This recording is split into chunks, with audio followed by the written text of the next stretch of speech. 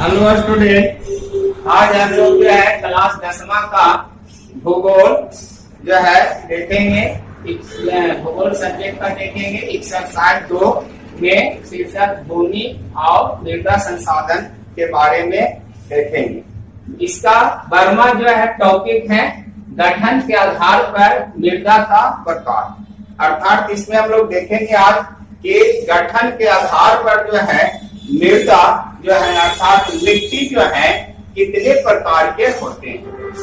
मैंने आज हम लोग गठन के आधार पर, गठन का मतलब होता है मृदा का, मिट्टी का जो कण होते हैं, कण के आकार प्रकार, मैंने उसका आकार और प्रकार के आधार पर हम लोग देखेंगे कि मिट्टी जो है कितने प्रकार के होते हैं। तो गठन के आधार पर अर्थात मिट्टी के कण के आकार प्रकार के आधार पर जो है मिट्टी को 3 वर्गों में बांटा गया है। अर्थात 3 प्रकार के होते हैं। पहला होते हैं बलुई मिट्टी, दूसरा होते हैं चिकनी मिट्टी और तीसरा होते हैं दोमट मिट्टी। तो इस तरह से मिट्टी को हम लोग मृदा भी कहते हैं। पीछे हमने बताया कि मिट्टी को मृदा भी कहते हैं। तो इसी तरह से आप कह सकते हैं बलुई मृदा, चिकनी मृदा और दोमट मृदा। तो ये गठन के आधार पर 3 प्रकार के होते हैं। अब हम लोग देखेंगे कि बलुई मृदा किसे कहते हैं। तो वैसे मृदा जिसमें बालू का अंश जो है सबसे अधिक मात्रा में होता है। जिस मिट्टी में बालू का अंश जो है सबसे अधिक मात्रा में होता है और पंख मतलब गाद जो है कम मात्रा में पाया जाता है, तो वह बलुई मिट्टी कहलाता है। अर्थात फिर से देख सकते हैं, जिस मिट्टी में पंख मतलब गाद की अपेक्षा बालू का अंश अत्यधिक अधिक मात्रा में होता है।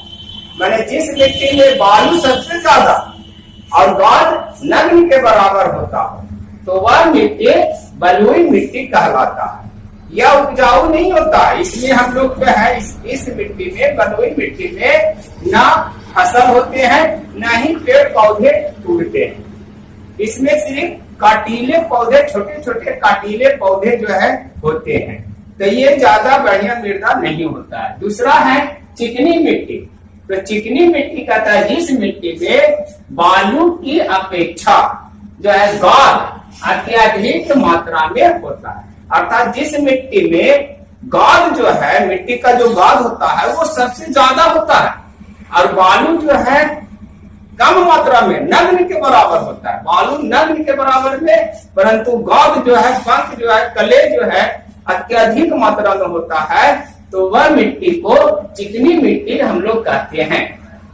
और यह जो है सूखने पर जो है बहुत कठोर हो जाता है, तो इसमें जोताई करना बड़ी मुश्किल हो जाते हैं। तो यह भी जो है कृषि के लिए उपयुक्त नहीं होता है। लेकिन चिकनी मिट्टी में कपास की खेती सबसे ज्यादा होती है।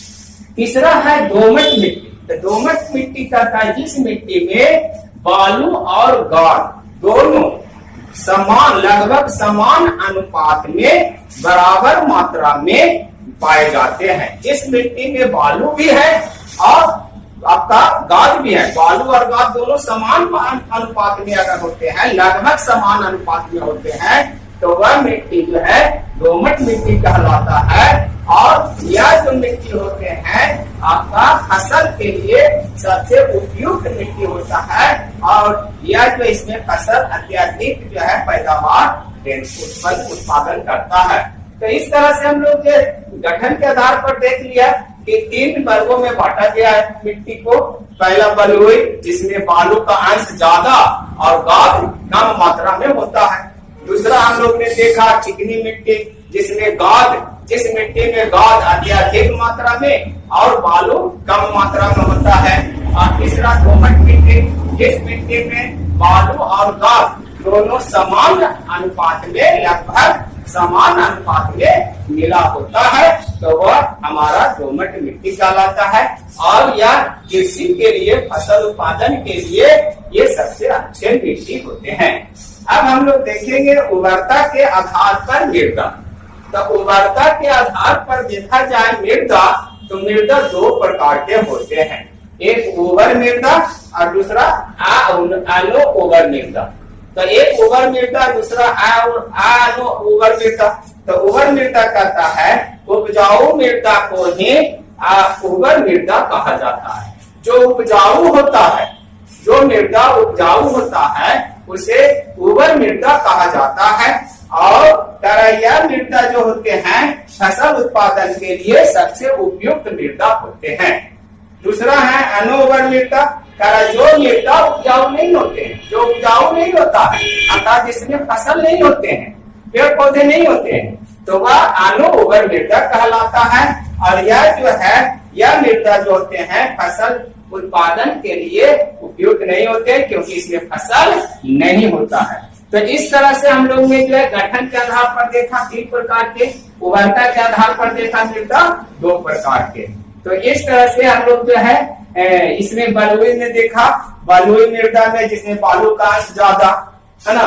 फिर जो है चिकनी में देखा जिसमें जो है जिस मिट्टी में गाद का मात्रा अधिक, और दोमट में देखा कि बालू और गाद दोनों समान अनुपात में लगभग पाए जाते हैं। उर्वर में हम लोग ने देखा कि जो उपजाऊ है उसको उर्वर कहते हैं, और जो अउपजाऊ है मतलब जो उपजाऊ नहीं है उसको अनउर्वर मृदा कहते